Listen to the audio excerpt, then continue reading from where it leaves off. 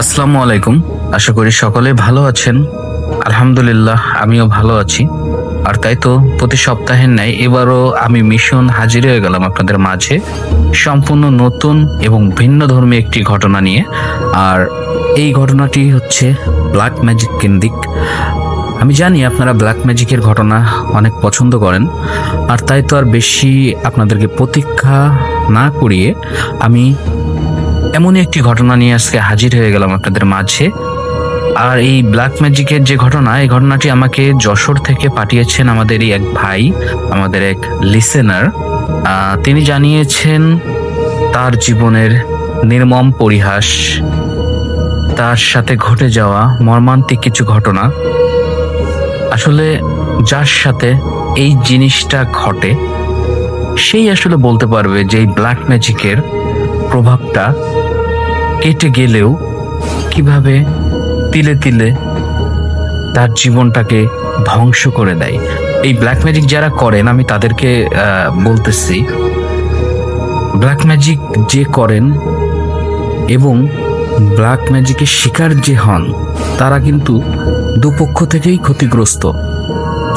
So আমি আপনাদেরকে বলবো, যারা এই সমস্ত কাজের সাথে জড়িত আছেন, দয়া করে আপনারা ফিরে আসুন।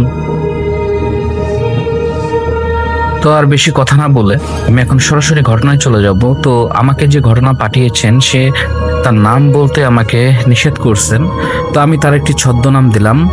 আমি ধরলাম যে তার নাম হচ্ছে তুহিন। তো তুহিন ভাই আমাকে যে ঘটনাটি পাঠিয়েছেন, আমি এখন সরাসরি তুহিন ভাইয়ের মতো করেই আপনাদেরকে শোনানোর চেষ্টা করব। বলছেন তুহিন ভাই। আসসালামু আলাইকুম মিশন ভাই, আশা করি আপনি ভালো আছেন। আজ আমি যে ঘটনাটি আপনাদের মাঝে শেয়ার করতে যাচ্ছি সেটি আমার সাথে ঘটে যাওয়া একটি ব্ল্যাক ম্যাজিক কেন্দ্রিক ঘটনা। আর এই ঘটনাটি আমার সাথে ঘটে 2012 সালে। আমার গ্রাজুয়েশন তখন প্রায় শেষের দিকে, আর আমি কিছু স্টুডেন্ট পড়াইতাম সে সময়। কারণ আমার ফ্যামিলির অবস্থা তেমন একটা ভালো ছিল না। সবসময় চাইতাম যে নিজে কিছু করে যদি নিজের চলার মতো, নিজের লেখাপড়ার খরচ যদি নিজেই চালাইতে পারি, তো সেই উদ্দেশ্যে আর কি আমি মোটামুটি 4-5টা টিউশন করাইতাম বাসায় যেয়ে আর কি। তো তেমনই একটা দিন ছিল, সম্ভবত দিনটি ছিল বৃহস্পতিবার। তো আমার লাস্ট টিউশন ছিল সেদিন রাত 8:30 থেকে। আর এটি ছিল হচ্ছে আমার যে এলাকা, আগে বলে নিই, আমি পুরো এলাকার নাম বলবো না, তবে আমি এতটুকু বলতে পারি যে আমি যশোরের ছেলে, আর এই ঘটনাটি আমার সাথে ঘটে যশোরেই, এতটুকুই বলতেছি। তো আমি যেদিন আমার সাথে ঘটনাটি ঘটে, বৃহস্পতিবার রাত 8:30টায় আমি যে লাস্ট টিউশন, সেখানে আমি চলে যাই আমার স্টুডেন্টকে পড়ানোর জন্য। ঠিক রাত 9:30টার দিকে আমার এক বড় ভাইয়ের কল আসে। তো আমি সেই বড় ভাইয়ের নামটি আসলে বলতে পারবো না, আন্তরিকভাবে দুঃখিত। তো সেই বড় ভাইয়ের কল আসে এবং সে আমাকে বলে যে তুহিন ভাইয়া কই আছো? তখন আমি বললাম যে ভাইয়া আমি তো অমুক জায়গায় আছি, আমি স্টুডেন্ট পড়াইতেছি প্রায় শেষের দিকে। তো আমাকে সে বলল খুব উদ্বিগ্ন সুরে যে ভাই আমি খুব একটা বিপদে পড়ছি, তুমি তো অমুক জায়গায় পড়াচ্ছ, আমি ঠিক তার পাশের গ্রামে আছি। তো একটু তোমার তো সাইকেল আছে, আর এত রাতে তো আমি এত দূর পথ একা একা যেতেও ভয় লাগতেছে, তুমি যদি আমাকে এসে একটু নিয়ে যাইতা ভাই, আমার খুব বিপদে পড়ছি, তো আসো। তো আসলে সে ভাইয়ের সাথে আমাদের সম্পর্কটা এমনই ছিল যে আসলে বড় ভাই ছোট ভাইয়ের মধ্যে যেমন সম্পর্ক থাকে নিজের আপন ভাই, ঠিক তেমনই। আর যার কারণে আমি ভাইয়ের কল পাওয়া মাত্রই আমি রওনা দিয়ে দিছি আমার সেই স্টুডেন্টকে ওই দিন তাড়াতাড়ি পড়াটা শেষ করিয়ে। পরে আমি ভাইয়ের যে ফোন দিয়ে যে লোকেশন আমাকে বলছিল, আমি সেই লোকেশনের উদ্দেশ্যেই রওনা দিয়ে দিছি আমার সাইকেলটি নিয়ে। তো আমি ভাইকে আবার যখন ফোন দিলাম সেই গ্রামের ভিতর ঢুকে, যে ভাই আপনি এক্স্যাক্ট কোথায় আছেন আমাকে বলেন, আমি আপনাকে নিয়ে আসতেছি, আমি যাইতেছি আপনার ওখানে। তো তিনি বললেন যে আমি অমুক জায়গায়, যে কবিরাজ একটা মহিলা আমাদের এই এলাকার, আসলে একজন কবিরাজ মহিলা ছিলেন, তান্ত্রিক মতো মহিলাটা। তো উনি আমাকে বললেন যে আমি ওনার বাসার সামনেই আছি, বিশাল একটা পুষ্কুনি আছে ওখানে, তো পুষ্কুনির পাশেই আর কি উনি আছেন। আর আশেপাশে ওই মহিলার বাসার আশপাশে কিন্তু তেমন একটা জনবসতি নেই মিশন ভাই, খুবই শুনশান নির্জন গ্রামের পরিবেশ, বুঝতেই পারতেছেন। তো আমি যখন ওইখানে যাই ভাইয়ের লোকেশন অনুযায়ী, যে দেখি হ্যাঁ ভাইয়া ওখানে দাঁড়ায় আছেন এবং দেখে মনে হচ্ছে উনি বেশ চিন্তিত। তখন আমি ওনার পাশে দাঁড়িয়ে বললাম যে ভাই চলেন তাহলে যাই, অনেক রাত তো হলো। তো উনি আমাকে বলল যে ভাই আসলে আমায় আরেকটু উপকার করতে হবে তোমার। আমি বললাম ভাই কি ধরনের উপকার? তখন আমাকে বললো যে দেখো তুমি তো জানোই যে তোমাদের ভাবি হচ্ছে প্রেগনেন্ট, আর কালকে রাতে তোমাদের ভাবি ওয়াশরুমে যাওয়ার সময় উনি ভয় পায় আর কি, তো সেজন্য আর কি কবিরাজ মহিলার কাছে আসা। তো পানি পড়া আর কি নিছি, কিন্তু যে তেল পড়া দেওয়ার কথা ছিল, কিন্তু আমার তো সে তেল আনতো মনে নাই। তুমি ভাইয়া একটু কাজ করো, বাজার তো বেশি দূরে না, 2-3 কিলো পথ, তো তুমি একটু বাজার থেকে একটা তেলের শিশি এনে দাও। এই বলে উনি আমাকে কিছু টাকা দিলেন তেল কেনার জন্য আর কি।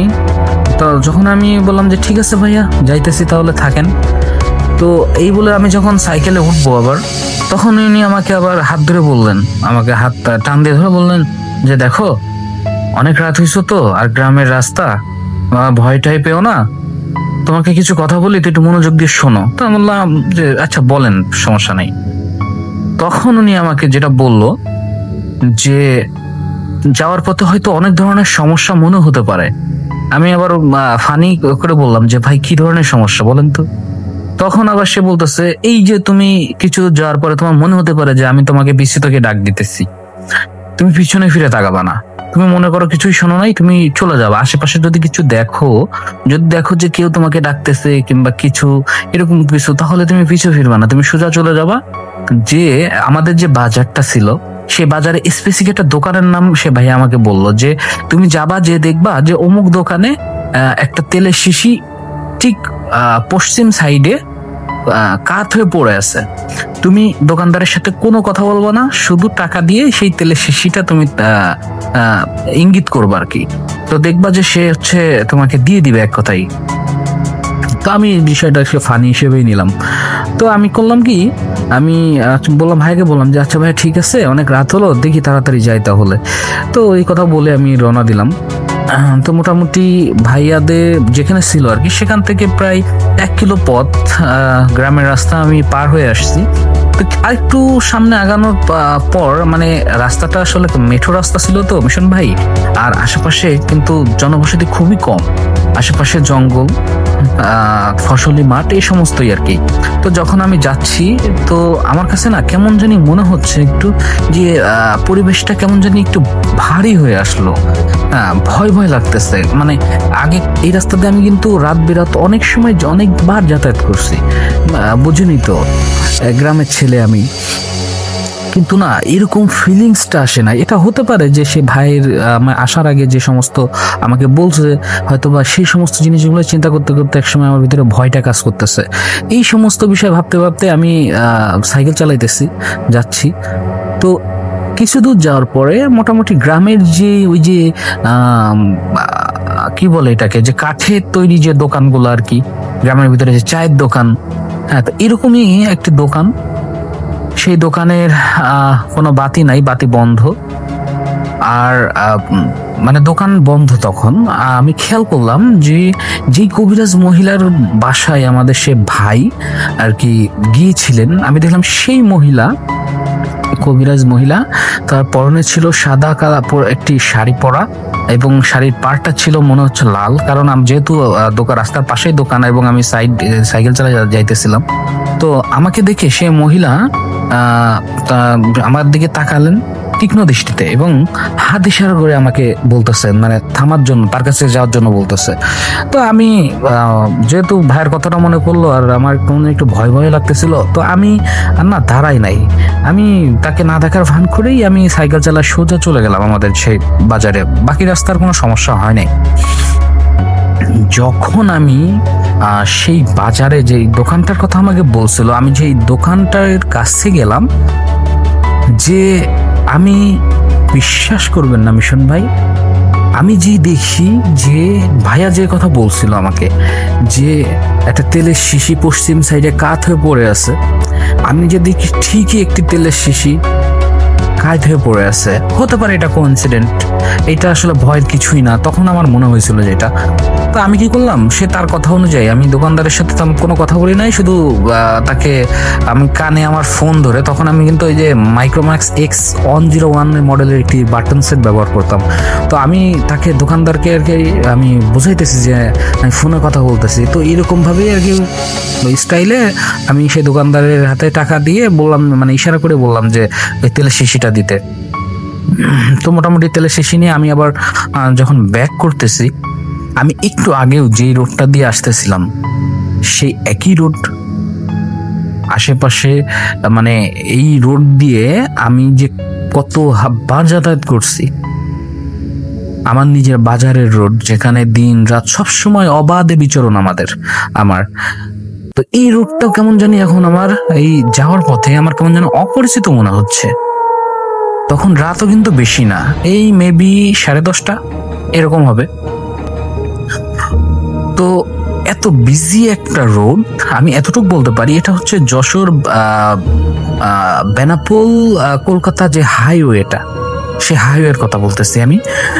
তো এটা এমন একটি ব্যস্ততম রাস্তা যে সব সময় আর কি হেভি ট্রাক গুলা, যেগুলো আর কি যে বর্ডার পাস যে ইয়াগুলা বাংলাদেশ থেকে ইনপুট এক্সপোর্ট হয়, এই সমস্ত গাড়িগুলো অবাধে কিন্তু যাতায়াত করতো। কিন্তু কেন জানি মনে হচ্ছে যে একটি গাড়িও নয় রাস্তায়, মনে হচ্ছে যে সবকিছু ঘুমাই পড়ছে, পুরো পরিবেশ ঘুমন্ত নিস্তব্ধ। খুব ভয় লাগা কাজ করতেছে আমার ভিতরে। হ্যাঁ, তখন আমি করলাম কি যে ভয়ে ভয়ে সাইকেল নিয়ে আমি যাচ্ছি যে ইনশাল্লাহ দেখা যাবে কিছু হলে।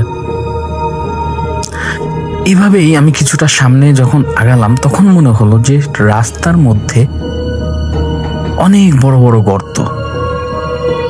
হুট করে এত বড় গর্ত কোথা থেকে আসলো? আমি সাইকেলটা খুবই হার্ড ব্রেক করলাম এবং আমার ব্রেকটা এতটাই হার্ড ছিল যে তখন সাইকেল ব্যালেন্স হারায় আমি ঠাস করে যে পড়লাম রাস্তার পরে মোটামুটি আমার হাত এবং পায়ের কিছুটা অংশ ছিলে গিয়েছিল। তো উঠে দেখি না সামনে কোথাও কোনো গর্ত নাই। এত বড় গর্ত তো থাকারও কথাও না, হয়তো বা আমার হ্যালুসিনেশন হচ্ছে। এই সমস্ত ভেবে আবারও এরকম ভাবে আমি সাইকেল চালাই গেলাম। তো সাইকেল চালিয়ে যখন আমি আবারও সেই কাঁচা রাস্তায় লাভলাম, তখন ঘটলো আরেক ঘটনা। যে রাস্তার সাইডে, যে আমি বলছিলাম যে যেহেতু কাঁচা রাস্তা, মেঠো পথ, মাঝে মাঝেই ছোট ছোট বাঁশ বাগান আছে। হ্যাঁ, তো এইরকম একটি জায়গাতে যখন আমি যাচ্ছি, তখন দেখলাম যে একটি বাঁশ রাস্তার বাম সাইড থেকে ডান সাইডে কাঁচা বাঁশ পড়ে আছে। কিন্তু এটা কিন্তু এখানে থাকার কথা না, কারণ যাওয়ার সময় কিন্তু আমি রাস্তা পুরোটা ক্লিয়ার ছিল যখন আমি বাজারে যাই। তো এখন এরকম কেন, কি হলো, আমি কিছুই বুঝতে পারলাম না। তখন আমার মনের মধ্যে আমার মনে পড়ে গেল একটি বিষয়, সেটা হচ্ছে মুরব্বীদের কাছে শুনেছি যদি রাতে কখনো এমনটা হয় যে তুমি যে দেখো যে তোমার পথ অবরোধ করে আছে কোনো কিছু, তো এরকম ধরনের কোনো বাস পড়ে আছে, তো কখনো তাকে ডিঙিয়ে যাওয়ার দুঃসাহস দেখাবা না। তুমি সেখানে অপেক্ষা করো, দোয়া কালাম পড়ো, তারপর যদি না হয় তুমি পাশ কাটিয়ে চলে যেতে পারো আর এক সাইড দিয়ে। তো আমি কি করলাম যে সেখানে সাইকেলটি ব্রেক করে কিছুক্ষণ দাঁড়ালাম, তারপরে একটু দোয়া কালাম পরে নিজের শরীরটাকে বন্ধ করলাম। তো তারপর দেখলাম হুট করে বাসটি আবার সোজা হয়ে গেছে। তখন আমি যে কি যে একটা ভয় পাইছি। তারপরেও আমি এবার দোয়া কালাম পড়তে পড়তে আবারও রওনা দিছি। পরে আমি যখন ভাইয়া যে জায়গাটায় দাঁড়াইছিল, আমি সেখানে এসে দেখি উনি ওইখানে নাই। যার কারণে আমি সেই ভাইয়াকে আবারও কল দিলাম যে ভাইয়া কই আছেন। তখন সে আমাকে বললো, এক কাজ করো, সাইকেলটা ওইখানে রাখো, রেখে তুমি এক কাজ করো যে এই কবিরাজ মহিলার বাসার ভিতরেই আসো, আমি এখানে আছি, পরে এখান থেকে দুই ভাই রওনা দিবনে। তো সেই কথা অনুযায়ী আমি সাইকেল এক সাইডে রাস্তার এক পাশে রাখলাম, সাইকেলটি লক করে তালা মেরে। রেখে আমি আমি সাইকেল থেকে লেবে যে আমি হেঁটে যাব, আমার না অবস্থাটা ওই যে ভয় পাওয়ার পরে আমার এতটা দুর্বল লাগতেছে, এতটা ভয় লাগতেছে যে আমি মনে হচ্ছে আমার ভিতর কন্ট্রোলে নাই, এমন লাগতেছে ভয়ে। তারপরেও আমি হাঁটতে হাঁটতে আস্তে আস্তে গেলাম সেই ভাইয়াদের বাসায়, সেই কবিরাজ মহিলার বাসায়, ভাইয়া যেখানে আছে আর কি। তো যে দেখি সেই কবিরাজ মহিলা একটি আসনের মতো গোল চক্কর করে চারিদিকে অসংখ্য মোমবাতি, তার ভিতরে দেখলাম যে একটি বলের ভিতরে কিছুটা পানি, তারপর দেখলাম যে আরেকটি বলের ভিতরে ছাই। আবার যে হিন্দুরা সম্প্রদায়ের যারা আছেন তারা পূজার সময় যেমন যে ধূপ দিয়ে ধোয়া করে করেন, সেরকম নিয়ে অনেক কিছু আর কি রিচুয়ালের মতো করতেছেন।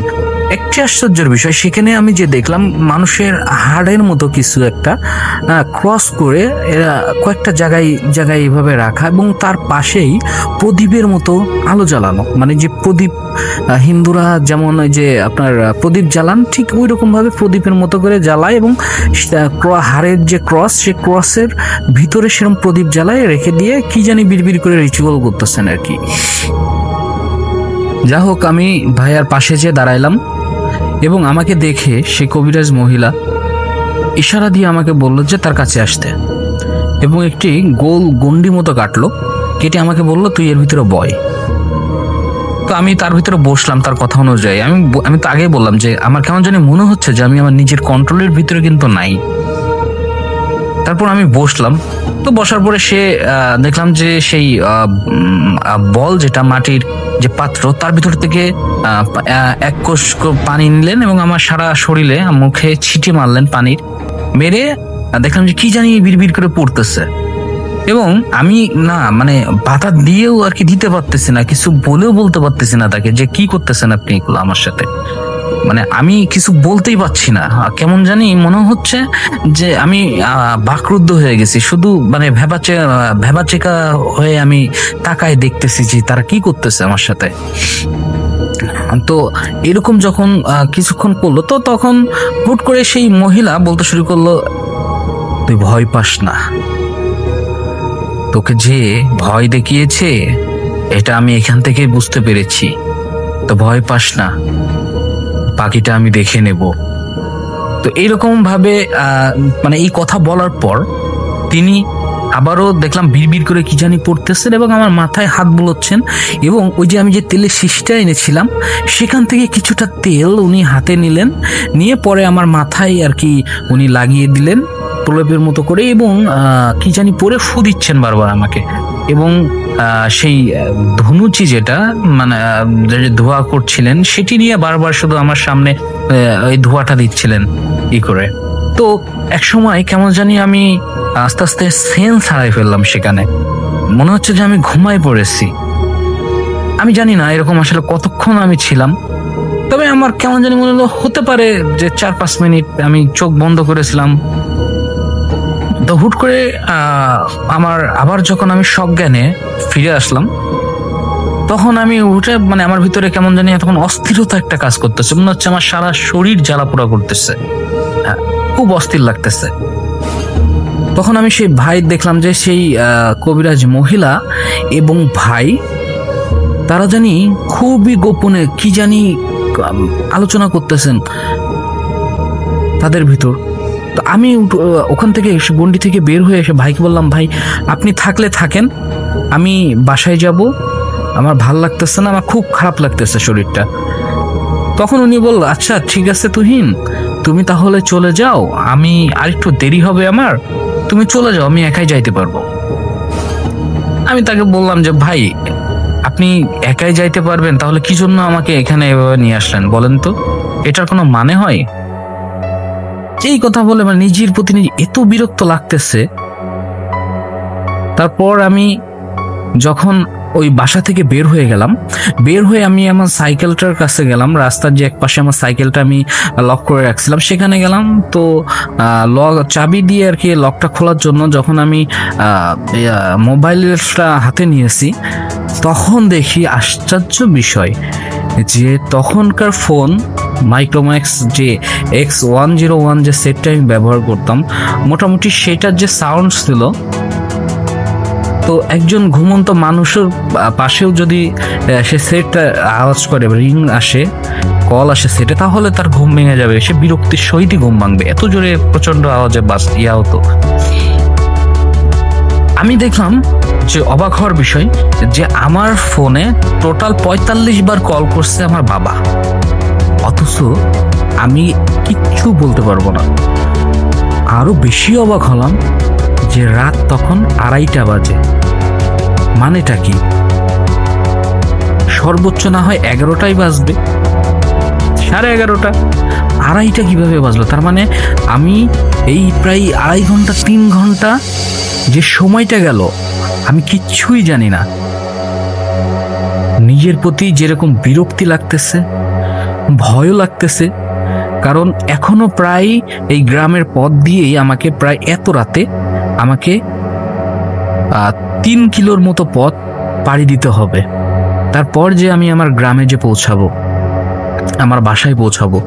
কিন্তু তার থেকেও ভয়ের যে বিষয়টা, সেটা হচ্ছে এতগুলো ঘটনা আমার সাথে যে ঘটলো, তার কোনো বৈজ্ঞানিকভাবেও আমি কোনো ব্যাখ্যা খুঁজে পাচ্ছি না। এটা গেল একটা পয়েন্ট। আরেকটা হচ্ছে যে আমাকে যে যাইতে হবে, এই যাওয়ার পথে 3 রাস্তার মোড় আছে 3টা, এবং 3টায় আমি আমাদের এলাকার যে মুরব্বী তাদের কাছ থেকে শুনছি যে এই 3টা জায়গায় খারাপ। কেমন খারাপ? পুরো ঘটনা শুনলেই বুঝতে পারবেন। ঘটনা এখনো কিন্তু শেষ হয় নাই। যারা ভাবতেছেন যে ঘটনা শেষ, না, সবে মাত্র শুরু। ধৈর্য ধরে শুনতে থাকুন, বুঝতে পারবেন। তো আমি করলাম কি, যে আমি তো জানি আজকে বাবার হাতে মায়ের তো আমার নিশ্চিত। আমার বাবা কিন্তু খুবই জিদি একটি মানুষ ছিলেন, আর ওনার সামনে কখনোই আমরা আর কি ওনার চোখে চোখ রেখে কথা বলার সাহস এখনো আমি পাই না। তো সমস্ত ভয় আর কি সবকিছু নিয়ে আবারও যখন সাইকেল চালায় রওনা দিয়েছি, তো কিছু দূর আসার পর প্রথম যে 3 রাস্তার মোড়টা পড়বে সামনে, তো তার আশপাশে জঙ্গল, জনবসতি নাই, একেবারেই নাই, 2 সাইডে জঙ্গলের মতো। তো এর 3 রাস্তার মোড়টা, তো আমি এই প্রথম যে 3 রাস্তার মোড়টা পার হব, তো মনে হলো যে পার হওয়ার আগে, কিছুটা আগে মনে হলো যে একটি কালো বিড়ালটা এতটাই কালো ছিল যে মনে হচ্ছে যে অন্ধকার যে রাস্তা, অন্ধকার যে পরিবেশ, অন্ধকার যে রাত, এই অন্ধকার রাতেও স্পষ্ট মনে হচ্ছে যে আরো ঘন কালো অন্ধকার। স্পষ্ট বিড়াল বোঝা যাচ্ছে যে সেটি আমার সাইকেলের তালে তাল দিয়ে, মানে আমার বাম পাশ দিয়ে আর কি, সে সাইকেলের তালে তালে দৌড়াচ্ছে, স্পিডে, সেম স্পিডে দৌড়াচ্ছে। যখনই আমি 3 রাস্তার মোড়টি পার হয়েছি, মানে টার্ন করছি সাইকেলটা, তখনই সেই কালো যে বিড়াল সেটি কি করলো, যে আমার এক লাফ দিয়ে আমার যে সাইকেলের সামনের যে চাকা, সেই সামনের চাকার ভিতর দিয়ে ভেদ করে বাম পাশ থেকে ডান পাশে চলে গেল। একটু খেয়াল করবেন যারা শুনতেছেন, আমরা রানিং এ যদি সাইকেলের চাকার নিচে কিংবা সাইকেলের চাকার ভিতরে যদি একটি ছোট্ট একটি টুকরো যে আঘাত করে, তাহলেও কিন্তু বোঝা যায়। আর এত বড় একটি কালো বিড়াল যেটি আমার সাইকেলের ভিতর, সামনের চাকার ভিতর দিয়ে বাম পাশ থেকে ডান পাশে চলে গেল অনায়াসে, আমিও কিছু টের পেলাম না, কোনো ঝাঁকুনি অনুভূত হলো না, কিচ্ছু না। আর বিড়ালটাও যে পাশের জঙ্গলের ভিতর দিয়ে চলে গেল। আমি বুঝাইতে পারবো না যে কতটুক ভয় আমি তখন পেয়েছিলাম। তখন আমি জানি যে যেভাবেই হোক আমাকে বাড়ি পর্যন্ত পৌঁছাতেই হবে। আমি যতটুক দোয়া কালাম পড়তেছি, আমি মানে শুদ্ধভাবে কিছুই পড়তে পারতেছি না, কোনো দোয়া কালাম ঠিকভাবে হচ্ছে না আমার। তারপরেও আমি সেটা যতটুকু পারি আওড়াইতে আসি এবং সাইকেল আবারও টানা শুরু করলাম। শরীরের সমস্ত শক্তি দিয়ে আমি চালাচ্ছি। তো এইভাবে প্রায় 1.5 কিলো মতো পথ আমি সাইকেল অতিক্রম করে আসার পর দ্বিতীয় যে 3 রাস্তার মোড়টা পড়ে, তো এই রোডের একটি চলে গেছে যে আমি যে সাইডটা আসছি এইদিকে, আরেকটি চলে গেছে আমার বাড়ির দিকে, আর আরেকটি রাস্তা চলে গেছে ওই যে বেনাপোল হাইওয়ের দিকে। তো যখন কিনা সেই আমি 3 রাস্তার মোড়ের প্রায় কাছাকাছি চলে আসলাম। তো মনে হলো যে সেই বেনাপোল হাইওয়ের দিক থেকে একটি লোক আসতেছে সাইকেল চালায়। তো তাকে দেখে আমি মনে হচ্ছে যে কিছুটা সাহস ফিরে পেয়েছি, মানে একটু সাহস পাচ্ছি তাকে দেখে যে না, লোকটা আসুক, যদি সে আমার এলাকার দিকেই যায় তাহলে দুজন একসাথেই যাওয়া যাবে। এই জন্য আমি সাইকেলটা না ওখানে 3 রাস্তার মোড়ে একটু স্লো করে ব্রেক করে আমি ওখানে সাইকেলের পরে বসে থাকলাম পালা দিয়ে। তো লোকটা যখন প্রায় আমার কাছাকাছি চলে আসলো তখন আমি দেখলাম যে হ্যাঁ, একটি সাইকেল আসছে, সাইকেলের পরে বসে আছে একটি মানুষ, কিন্তু তার কোনো মাথা নাই। মাথা ছাড়া একটি মানুষ সাইকেল চালায় আসতেছেন এবং তিনি আমার সাইকেলের সামনের চাকার ঠিক ডান সাইড থেকে ঢুকে বাম সাইড দিয়ে বের হয়ে তার সাইকেল নিয়ে চলে গেলেন। মানে বিড়ালটা কিন্তু প্রথমে বাম সাইডে ঢুকে ডান সাইডে গেছে এবং সেই মাথাহীন যে সাইকেলওয়ালা সে ডান সাইডে ঢুকে বাম সাইডে দিয়ে বের হয়ে সে জঙ্গলের ভিতর দিয়ে চলে গেছেন। আমি পুরো বাকরুদ্ধ, আমার মনে হচ্ছে ভয়ে যে আমার হার্টবিটের আওয়াজ আমার মাথায় আমি অনুভব করতে পারতেছি, আমার সারা শরীর কাঁপতেছে, অঝরে কাঁপতেছি ভয়ে। এটা কি হলো? যদি এমনটাই হতো তাহলে আমি তো ওখানে দাঁড়ায় থাকার কথা ছিল না। 2টা সাইকেল যদি একসাথে সংঘর্ষ করে তাহলে আমরা দুজনেই পড়ে যাব সেখানে, কিন্তু আমি অনায়াসেই সেখানে দাঁড়ায় আছি এবং সেই যে মাথাহীন যে জিনিসটাকে আমি দেখেছি সাইকেল চালিয়ে, সে আমার সাইকেলের সামনের চাকার ভিতর দিয়ে তার সাইকেল ঢুকিয়ে ঠিক জঙ্গলের ভিতরে চলে গেল। এটা কি ছিল? আমি ভয়ে ভয়ে সাইকেল চালানো ভুলে আমি এক হাতে সাইকেল ধরছি আর আমি ওই অবস্থায় দৌড়ানো শুরু করছি। আমার যে সাইকেল চালাই গেলে যে আমি আরো তাড়াতাড়ি যাইতে পারবো, তখন এই সেন্সটা আমার ভিতরে কাজ করে নাই মিশন ভাই। আমি জাস্ট দৌড়াইতেছি আর কাঁদতেছি। কিছু দূর যাওয়ার পর আমাদের এলাকার যে মসজিদ পড়ে, তখন আমি আমার এলাকায় ঢুকি নাই, মানে একবারে এলাকার লাস্ট সীমান্তে প্রায় কাছাকাছি আমি। আর সেখানে একটা মসজিদ আছে, তো আমি সেই মসজিদের সেখানে গেলাম, যে দেখি মসজিদে টিম টিম করে একটি আলো জ্বলতেছে মসজিদের বারান্দায়। আমি সেখানে কিছুক্ষণ অপেক্ষা করলাম, মসজিদের কল থেকে একটু পানি খাইলাম চোখে মুখে দিয়ে। পরে একটু যখন হালকা হয়েছি তখন আমি আবার ভাবলাম যে না, প্রায় 3:30 বাজে, আমি যাই বাসার দিকে, এখন যাই দেখি। কিন্তু আমি ওখান থেকে রওনা দেওয়ার পর কিছু দূর যখন চলে আসছি, মানে আমার প্রায় এলাকার ভিতরেই ঢুকে গিয়েছি, তখন আমার মনে পড়লো যে সবচেয়ে ভয়ের যে জায়গাটা, ভয়ানক যে স্থানটা, সেটা এখনো আমি অতিক্রম করি নাই। আর সেটি হচ্ছে আমাদের এলাকারই একটি কবরস্থান, যেটা সেই রাস্তার পাশেই অবস্থিত এবং 3 রাস্তার মোড় সংলগ্ন সে কবরস্থানটা। এটা একমাত্র যে সমস্ত মানুষ আত্মহত্যা করছে, অপঘাতে মারা গেছে, তাদেরকেই সেখানে দাফন করা হতো। কিন্তু এটা কবরস্থানটা অনেক বছর আগ থেকে অ্যাবন্ডেন্ট অবস্থায় সেখানে পড়ে আছে। এখানে আর এই ধরনের লাশ দাফন করা হয় না। আরেকটু বলে রাখি লিসেনার যারা আছেন তাদের বোঝার সুবিধার্থে, এই যে আমি এখন আপনাদেরকে বললাম যে কবরস্থানটার কথা, সেই কবরস্থানের ঠিক মাঝামাঝি অবস্থায় আছে অনেক পুরাতন একটি কাঁঠাল গাছ। সেটা উচ্চতায় ছিল অনেক বিশাল। আর ঠিক আমি যে রাস্তাটাতেই যাচ্ছি, আর কবরস্থানটা পড়ছে রাস্তার ডান পাশেই। আর সে কবরস্থানের ঠিক সীমানায় রাস্তার পাশেই আছে বিশাল একটা খই গাছ, যেটা আমাদের যশোরের ভাষায়, আঞ্চলিক ভাষায় বলি আমরা খই গাছ। সেই একটা বিশাল খই গাছ। আমি দেখলাম যে সে খই গাছের ওই জায়গাটা, মানে আমি যখন পার ক্রস করব কিছুটা আগে আমি খেয়াল করলাম যে একজন মানুষ, সাদা শাড়ি পরা একটা মহিলা, মনে হচ্ছে যে ওখানে আশপাশে ঘোরাঘুরি করতেছে, মানে সে কবরস্থানের আশপাশে। আমি যে তাকে দেখে আমি যে ভয়ে সেখানে স্লো করব কিংবা ব্যাক করব আবারও কি মসজিদের দিকে যাব, এই জিনিসটা আমি মানে আমার ভিতরে তখন আর কাজ করতেছে না। আমি আমার ভিতরে নাই, আমি সাইকেল ওইভাবেই চলতেছে আর আমি দেখতেছি যে সেই মহিলাটা আস্তে আস্তে উচ্চতায় প্রায় 14 থেকে 15 ফিটের মতো লম্বা হয়ে গেল। আমি যত তার কাছে যাচ্ছি, মানে সে রাস্তা দিয়ে যত সামনের দিকে যাচ্ছি, ততই মনে হচ্ছে সে মহিলাটা আস্তে আস্তে লম্বা হচ্ছে। কিন্তু তখনও কিন্তু আমি তার ফেসটা দেখি নাই, কারণ আমি তার পিছে ছিলাম। তো যখন আমি প্রায় সেই খই গাছের কাছাকাছি আসলাম, তখন দেখলাম যে সেই খই গাছ থেকে কাঁঠাল গাছ এর ভিতরে সাদা একটা রশির মতো কিছু একটা টাঙানো, এবং সেই মহিলাটি সে যে শাড়ি পরে আছে সেই শাড়ির আঁচল সেই রশিতে নাড়তেছে। আমি যে আসলে কি করব তখন?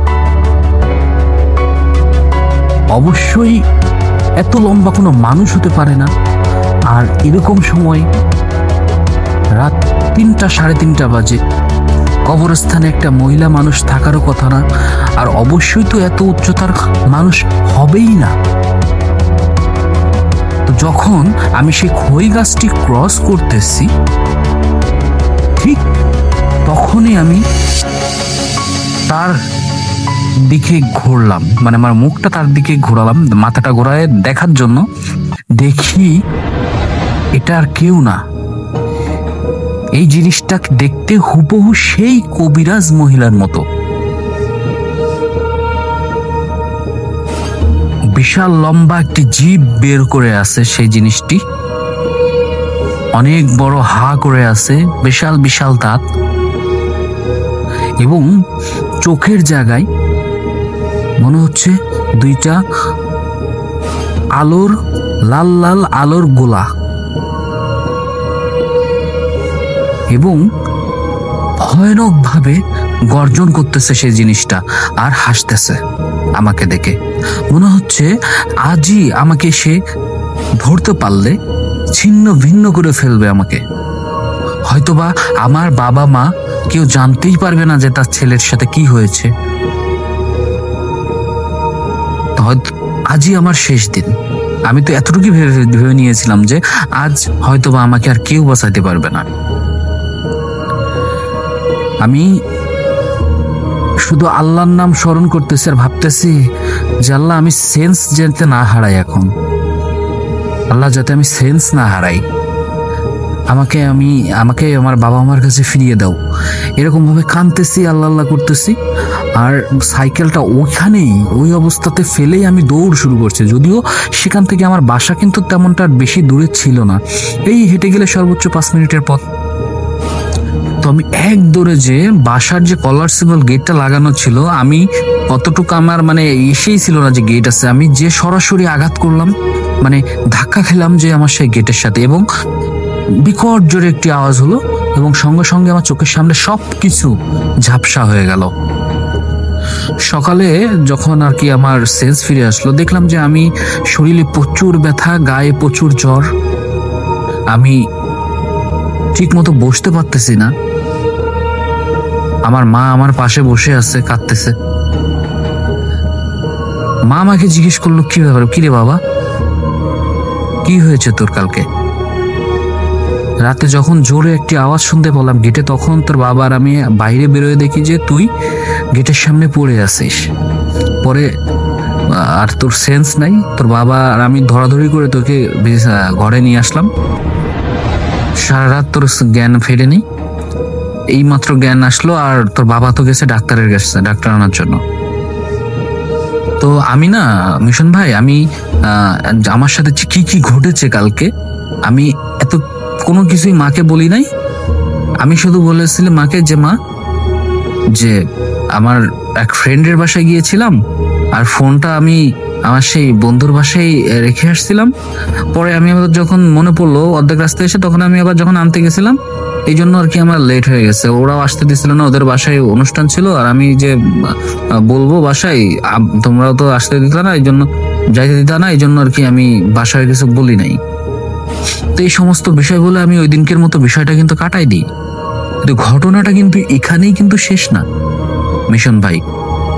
বলতে পারেন এটা ঘটনার কেবলমাত্র শুরু। আমার সাথে যে অস্বাভাবিক জিনিসগুলো ঘটতেছে তার সূচনা ছিল এটি। তো এই ঘটনাগুলো আসলে কয়েকটি পার্টে বলতে হবে মিশন ভাই, কারণ একটা পার্টে আসলে বললে পুরোটা শেষ করা যাবে না। তো আজকে আমি ফার্স্ট পার্টটি পাঠালাম, নেক্সটে আমি সেকেন্ড পার্ট পাঠাবো। যদি আপনাদের লিসেনার সবার যদি ভালো লেগে থাকে তাহলে অবশ্যই আমাকে জানাবেন মিশন ভাই, আমি সেকেন্ড পার্ট পাঠাই দিব। তো এই বলে আমি আজকে আমার ঘটনা শেষ করছি। যা হোক, এইভাবেই তুহিন ভাই তার ঘটনা শেষ করেছেন। চমৎকার ভাই, চমৎকার ঘটনা। যদিও আমি বুঝতে পারছি যে আপনার সাথে কি ঘটেছে, কিন্তু আমি বলবো পার্সোনালি আমাকে যদি জাজমেন্ট করতে দেওয়া হয় তাহলে আমি জাস্ট এক কথাই বলবো যে যার সাথে ঘটেছে সেই একমাত্র বলতে পারবে ভয় কাকে বলে। এই ঘটনাটি তুহিন ভাই যে ঘটনাটি আমাকে পাঠিয়েছেন, যদিও এটি তার ছদ্মনাম, তো আমার যারা লিসেনার আছেন আমি তাদেরকে বলবো যে আপনাদের কাছে আসলে কেমন লাগলো ঘটনাটি অবশ্যই কমেন্টের মাধ্যমে জানাবেন। আর এটার আরো একটি পার্ট আছে যেটি অবশ্য তুহিন ভাই আমাকে পাঠিয়েছে। এটি ফার্স্ট পার্ট যেটি আজকে এখন শেয়ার করলাম। এই ঘটনাটি যদি আপনাদের ভালো লেগে থাকে তাহলে অবশ্যই আমি সেকেন্ড পার্ট আপনাদের মাঝে শেয়ার করব। আর ঘটনাটি কেমন লাগলো আপনারা কমেন্টে অবশ্যই আমাকে জানাবেন যে ঘটনাটি কেমন লেগেছে। আর যারা এখনো পর্যন্ত আমার চ্যানেলটিকে সাবস্ক্রাইব করেননি দয়া করে চ্যানেলটি সাবস্ক্রাইব করে রাখবেন এবং অবশ্যই বেল আইকন অল ক্লিক করে রাখবেন, যাতে করে কি হবে কোনো প্রকার নোটিফিকেশন আপনি মিস না করেন, সমস্ত আপডেটগুলো যাতে আপনি পান। আর যারা আমাকে এই তুহিন ভাই যেভাবে ঘটনা পাঠালো ঠিক এরকম ভাবে আমাকে ঘটনা পাঠাতে চান, আপনার জীবনে হোক কিংবা আপনার আত্মীয় স্বজন, আপনার পরিবারের কেউ কিংবা আপনার প্রতিবেশী, কারোর সাথে ঘটে যাওয়া যদি এরকম কোনো প্যারানর্মাল ঘটনা থেকে থাকে, ভৌতিক ঘটনা থেকে থাকে, তাহলে অবশ্যই আপনি আমাকে শেয়ার করতে পারবেন। আর আমাকে ঘটনা পাঠানোর যে লিঙ্ক বা মাধ্যম সেটি ডিসক্রিপশন বক্সে দেওয়া আছে, আপনারা কষ্ট করে সেখান থেকে কালেক্ট করে আপনারা সেই লিঙ্কে আমাকে ঘটনাটি পাঠিয়ে দেবেন। আর ঘটনা পাঠানোর ওয়ে হচ্ছে দুইটা। প্রথম যে স্টেপ সেটি হচ্ছে আপনি যদি ঘটনাটি আমাকে ভয়েস ক্লিপ আকারে পাঠাতে চান তাহলে সেটি করতে হবে যে কোনো একটি ডিভাইস দিয়ে আপনি ঘটনাটি সুন্দর করে রেকর্ড করবেন। অবশ্যই একটু নয়েজলেস প্লেস হলে ভালো হয়। ঘটনাটি পাঠিয়ে দেবেন আমার মেল আইডিতে। আর যদি আপনি চান যে আপনার ঘটনা আমি মিশন পড়ে শোনাই তাহলে একবারে সিম্পল, সেটি হচ্ছে আপনি ঘটনাটি সুন্দর করে লিখে একবার রিভিশন দিবেন এবং আপনি আমার যে মেল আইডিতে আছে সেখানে মেল করে দিবেন। ব্যাস, আপনার ঘটনাটি আমি মিশন পড়ে শোনাবো। তো আজকের মতো আমি বিদায় নিচ্ছি। সকলেই ভালো থাকবেন, সুস্থ থাকবেন এবং মোস্ট ইম্পর্টেন্টলি হ্যাপিতে থাকবেন। আজকের মতো বিদায় নিচ্ছি। আল্লাহ হাফিজ, টাটা।